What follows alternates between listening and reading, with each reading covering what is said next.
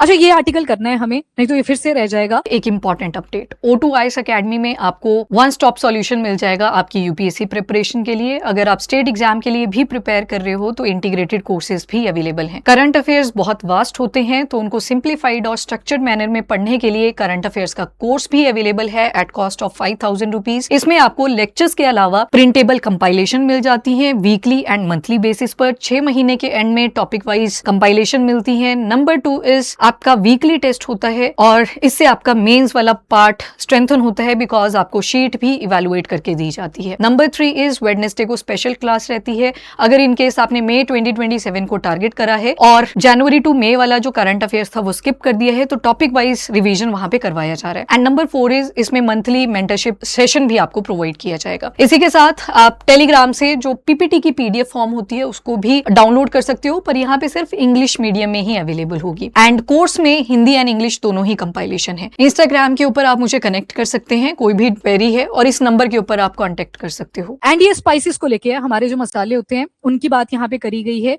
Codex Alimentarius commission, ये जो Codex commission है या कॉडेक्स एलिमेंटेरियस कमीशन जिसे बोलते हैं, इसका मेन काम ही ये है, जैसे आपने जब स्पाइसेस उगाए, जब उगाओगे तो आप नहीं चाहते उसके ऊपर पेस्ट लगे। पेस्ट मतलब कोई कीड़ा लग गया वहां पे, या कोई वीड लग गया, आप नहीं चाहते कि क्रॉप के अलावा कोई और चीज वहां पे अवेलेबल हो। पेस्ट यूज करना शुरू करोगे, फॉर एग्जाम्पल इथाइलिन ऑक्साइड होता है एक, अब उसके ना स्टैंडर्ड डिसाइड करे जाते हैं कि जब पेस्ट यूज कर रहे हो कितनी क्वांटिटी में यूज करना है, कौन सी क्वालिटी का यूज करना है, ये कौन देखता है, ये सारा काम कॉडेक्स देखता है।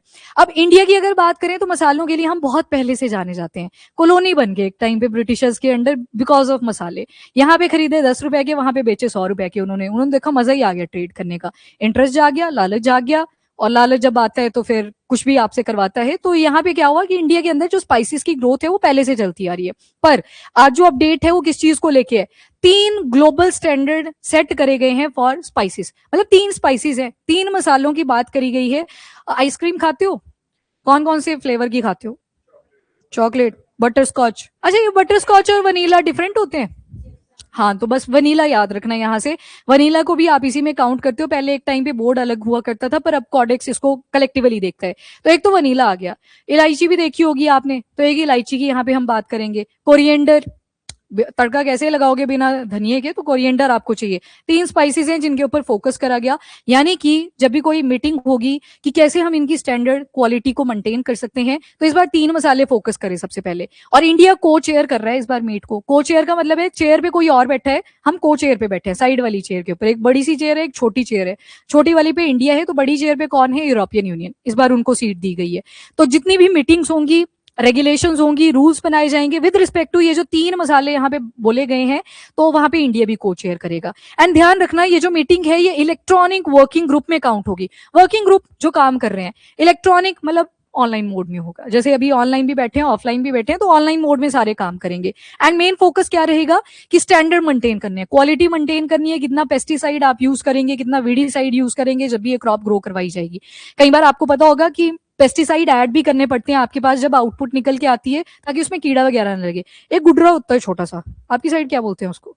गुडरू सा होता है एक छोटा सा, हमारी साइड गुडरू बोलते हैं। मैं लोकल टर्म यूज कर रही हूँ, है वो पेस्ट। मैं बता देती हूँ कलर उसका, छोटा सा होता है, पहले बता देती हूँ। ड्राई फ्रूट्स रखे हो आपने, दालें रखी हो आपने, जो मर्जी रखो, सब जगह पे वो बैठ जाते हैं आके, उड़ रहे होते हैं। जैसे आप कंटेनर को खोलोगे वो निकलेंगे वहां से उड़ते हुए। एक दो दो पक्का होते हैं, मेल एंड फीमेल दोनों को रिप्रोड्यूस करना है, एग ले करने हैं, लावा प्रोड्यूस हो गया, आपकी जो ग्रेन होंगी वो सारी खराब वहां पर। कहीं पिस्सू भी बोलते हैं, वो छोटी साइज की होती है, पर जो गुडरू होता है ये आपको एक्टिवली उड़ता हुआ दिखेगा। आपने सच में देखा? कलर बता देती हूँ उसका, स्किन से कलर का होता है। आपका तो अपर एरिया आ गया ना, वहां पे नहीं होता। ये मिलेगा आपको वहां पे जहां थोड़ी ह्यूमिडिटी एंड टेम्परेचर हाई रहता है, वहां पे मिल जाता है। प्लेन्स में काफी है। आप कभी ड्राई फ्रूट की शॉप पे चले जाना, वहां पे भी आपको दिख जाएगा। एक दो पक्का उड़ रहे होते हैं, वैसे उनको एलिमिनेट करने की ट्राई करी जाती है। मुझे आज भी याद है पहली बार जब मैंने ऐसे, मैं कहा अखरोट खाएंगे आज से, वॉलनट। अब आदत तो थी नहीं, तो रखे रखे, और उसके अंदर 2 जा चुके थे, और उन्होंने बड़ी अपनी गृहस्थी बसाई वहां पर। इतने अंडे ले करे उन्होंने। जैसे मैंने वो खोला एक दिन अचानक से डब्बा, मैं कहा आज बनाना शेक में डालते हैं, जैसे ही उसमें ऐड करा कुछ चलता हुआ दिखाई दिया। जब मैं उसको देखा, मुझे अभी भी सोच के गूज बम्प्स निकल चुके हैं, वो इतने सारे थे मतलब। और घर वाले बोले कुछ नहीं होता, धूप में डाल दे, मर जाएंगे। मैंने डाल दिया बाहर, जैसे मैंने अखबार बिछाई उसके ऊपर ऐसे वॉलनट रखे सारे, एंड वो निकल रहे थे कीड़े, सच में निकल रहे थे, एंड धूप इतनी तेज थी कि वो मर भी जा रहे थे साथ के साथ। कम से कम नहीं 100-120 होंगे वो। तो एक डब्बा था इतने से साइज का, उसमें जो बैठे हुए थे वो 100-120 के आसपास थे। मैं तो रिप्रोडक्टिव फेज देख रही थी उनका कि कितनी फास्टली इन्होंने रिप्रोड्यूस करा, कितनी जनरेशन यहाँ पे बना दी, और जो कि मैंने खत्म कर दी। जैसे राजा नहीं होता था, जनरेशन ऑफ जनरेशन खत्म कर दूंगा तुम्हारी, वैसी सिचुएशन वहां पे बनी हुई थी। तो ये क्या इंडिकेट कर रहा है कि ऐसी pest related, insect related problem आ सकती है हमारी खाने पीने की आइटम्स में। एंड जो स्पाइसेस होते हैं, अब ये आप पिज्जा वगैरह खाते हो, फॉरेन कंट्री में क्या होता है कि पिज्जा खाते हैं, मसाले कहाँ के यूज होते हैं, इंडिया के, और वो सिखा रहे होते हैं कि आपको मसाले कैसे यूज करने हैं।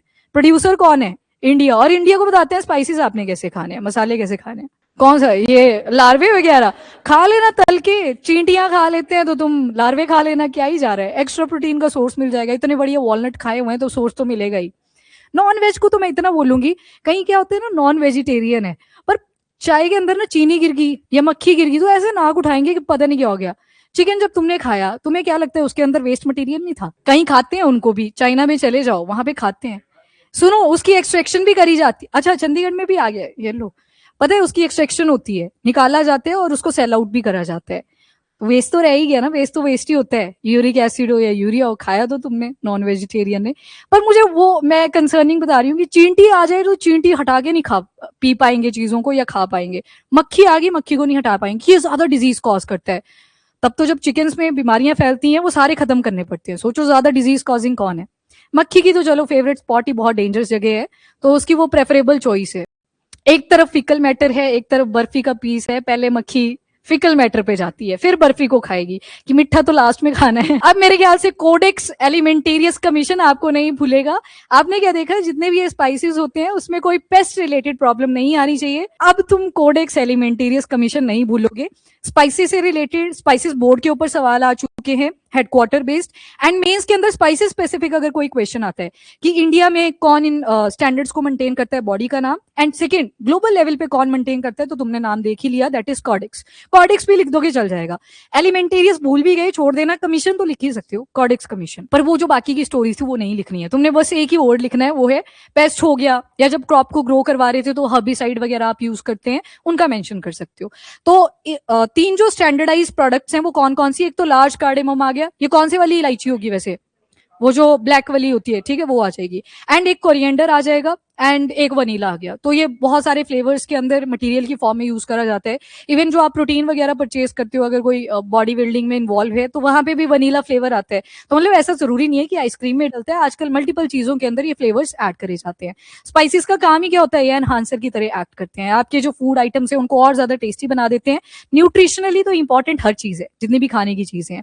अब कॉडेक्स एलिमेंटेरियस कमीशन को देख लो, जब इसको एस्टेब्लिश करा गया था इसमें दो बॉडीज इन्वॉल्व थी, एक तो फूड एंड एग्रीकल्चर ऑर्गेनाइजेशन आ गई और एक वर्ल्ड हेल्थ ऑर्गेनाइजेशन भी लिखा है। अब दोनों चीजों को देखोगे ध्यान से, एक जगह पे आप फूड की बात कर रहे हो, फूड एंड एग्रीकल्चर, एंड दूसरी तरफ लिखा है वर्ल्ड हेल्थ ऑर्गेनाइजेशन। पेस्टिसाइड पे तभी तो काम करा, क्योंकि अगर पेस्टिसाइड एक पर्टिकुलर लिमिट से ज्यादा हमारी बॉडी के अंदर जाते हैं तो वो बॉडी के ऊपर नेगेटिव हेल्थ कॉन्सिक्वेंसेज ऐड करेंगे। तो इसी वजह से दोनों बॉडीज ने मिलकर कोडेक्स एलिमेंटेरियस कमीशन को सेट करा था। Science based international food safety and quality standard है। आप एक केस लिख सकते हो इथाइलिन ऑक्साइड का, ये 2 साल पुराना हो गया वैसे तो। इथाइलिन ऑक्साइड भी एक पेस्टिसाइड की फॉर्म में ही यूज करा जाता है ताकि मसाले वगैरह खराब ना करें। थोड़ा डेसिकेंट भी होता है नेचर में, मतलब ड्राई रखता है मसालों को, गिल्ले हो गए वो भी खराब हो जाते हैं, उनमें फिर वो एनहांसमेंट वाली प्रॉपर्टीज बची नहीं वैसे भी। तो ये जो इथाइलिन ऑक्साइड है, दिस इज पेस्टिसाइड। हम ना 30% पे आ चुके थे और जो ग्लोबल स्टैंडर्ड थे एक टाइम पर वो 12% पे लाए कर रहे थे, हमने ज्यादा ऐड कर दिए थे, तो उसकी वजह से हमारे जो मसाले थे वो नेगेटिव लिस्ट में भी आए थे। ये जो परसेंटेज थी है वो 30 में ही, और दूसरे वाली जो लिमिट थी वो 1 की ही लाइन में है। थोड़ा सा आप एक बार चेक कर लेना। तो ये केस स्टडी भी आपके पास, ये सारे स्टैंडर्ड कहाँ पे देखे जाते हैं, कोडेक्स एलिमेंटेरियस कमीशन के थ्रू। एंड कंज्यूमर के हेल्थ को भी ये प्रोटेक्ट करता है, and fair practices food trade के अंदर हो उनको भी इंश्योर करता है। इंडिया का रोल, इंडिया होस्ट कर रहा है इस बार Codex committee on spices and culinary herbs. पहली बार नहीं करते हम, कई बार असम में मीटिंग होती है तब भी हम होस्ट करते हैं क्योंकि हम मसालों के लिए जाने जाते हैं। तो इंडिया का एक एक्टिव पार्टिसिपेशन रहता है कोडेक्स कमीशन के अंदर। अब जो हमारा स्पाइसेस बोर्ड है वही सेक्रेटरेट की तरह भी एक्ट करता है इंडिया के अंदर, मतलब मसाले अगर देखने हैं इंटरनेशनल लेवल पे तो आ गया कोडेक्स। आपने इसका हेडक्वार्टर भी देखना है, शायद आगे लिखा भी होगा, वैसे नहीं कोडेक्स एलिमेंटेरियस कमीशन का, very good, Geneva Switzerland. And दूसरी चीज, इंडिया के अंदर स्पाइस बोर्ड का याद रखना है, ये 1987 में फॉर्म हुआ था, ministry of commerce and industry. अब देखो इसकी मिनिस्ट्री तो दिख रहा है ना हमें कि ट्रेड के ऊपर काम किया जा रहा है, बेचने हमको मसाले तो हमें इसकी क्वालिटी को मेंटेन करना पड़ेगा। एंड पहले क्या होता था, स्पाइसेस बोर्ड एक्ट 1986 था, तो उसी के अंडर क्या किया, ये बोर्ड पूरा रेडी कर दिया। पहले मतलब एक लॉ है, सिर्फ एक कानून है जिसके तहत ये स्पाइसेस की स्टैंडर्ड क्वालिटी मेंटेन करी जाएगी, पर अब बोला कि नहीं हमें बोर्ड ही बनाना पड़ेगा, तो उसके अंदर फिर प्रॉपर क्या होगा, स्पाइसेस रिलेटेड जो सारे काम है वो कंडक्ट करे जाएंगे। इसके हेडक्वार्टर कोची केरला में आ जाते हैं। अच्छा देखे हुए हैं, ठीक है। इसके लिए भी बहुत सारी जो आपको कंडीशंस होती हैं वो मेंटेन करनी पड़ती हैं, ये भी जल्दी खराब हो जाती हैं। अब तो चलो ये मर्ज कर दिया गया है, बस नीतीश वहां से क्या आवाजें लगा रहे हैं उसको। कार्डेमम बोर्ड एंड जो स्पाइसेस एक्सपोर्ट प्रमोशन काउंसिल है, इन दोनों को अब मर्ज कर दिया गया, तो मतलब अब स्पाइसेस बोर्ड ही सारा काम देखता है। सिग्निफिकेंस क्या है, तो आपने देखा कि मार्केट के अंदर डिमांड क्या है, आपने क्वालिटी स्टैंडर्ड सब कुछ मेंटेन करे ताकि बेटर क्वालिटी की चीजें हमारी कंट्री से फॉरेन कंट्रीज के अंदर जाए, वहां से कंप्लेंट ना आए एंड चीजें वापस ना आ जाए अपने पास, क्योंकि वो फिर इमेज भी आपकी रेपुटेशन उसको भी खराब करता है। एंड जो कंट्री आपसे मसाले खरीद रही थी, अगर उनके पास ऑल्टरनेटिव प्रेजेंट है तो वो दूसरी कंट्रीज के पास जाएंगे, तो स्टैंडर्ड मेंटेन करना is very important. Technical leadership, technology आज बहुत इंक्लूड हो चुकी है। मैनुअल जो वर्क हुआ करता था, हाथ से जो आप काम करते थे, आज के टाइम पे उसको टेक के साथ रिप्लेस किया जा रहा है ताकि हम क्वालिटी को और ज्यादा इंश्योर कर सके। फेयर ट्रेड प्रैक्टिसेस होनी चाहिए। ग्लोबली जो कंपटीशन चल रहा है विद रिस्पेक्ट टू स्पाइसेस, क्या स्टैंडर्ड मेंटेन करने हैं फूड प्रोडक्ट्स के, वो देखे जा सके। नेक्स्ट इंपॉर्टेंस क्या है इंडिया में, तो कैडेमम ठीक ठाक है। आप सदर्न स्टेट्स में भी जाते हो वहां पे भी आपको कैडेमम की अवेलेबिलिटी मिलती है, नॉर्थ ईस्टर्न स्टेट्स में चले जाते हो वहां पे भी अवेलेबिलिटी मिलेगी। तो मतलब कहीं ना कहीं कोरिएंडर का केस देखो, हम प्रोड्यूसर भी हैं, एक्सपोर्टर भी हैं, अपनी जनता भी कंज्यूम करती है, प्लस फॉरेन कंट्रीज में भी कंजप्शन है। वनीला की बात करें तो गुड क्वालिटी का framework for import and trade दोनों ही रिक्वायर्ड है, तो उसके लिए क्वालिटी एंड स्टैंडर्ड दोनों ही मेंटेन करने की जरूरत है। एंड इलेक्ट्रॉनिक वर्किंग ग्रुप का क्या मतलब था कि ये जो मीटिंग होगी ये सारी कैसी रहेगी, ऑनलाइन। चेयर पे बैठा है यूरोपियन यूनियन एंड को चेयर पे कौन है इस बार, इंडिया। तो मतलब जब भी कोई मीटिंग होगी तो वहां पे एक इंडिया की एक्टिव पार्टिसिपेशन होगी, इंडिया जब सजेशन देगा तो इंडिया की बात को सुना जाएगा, तो को चेयर पे आने का यही फायदा हो जाता है।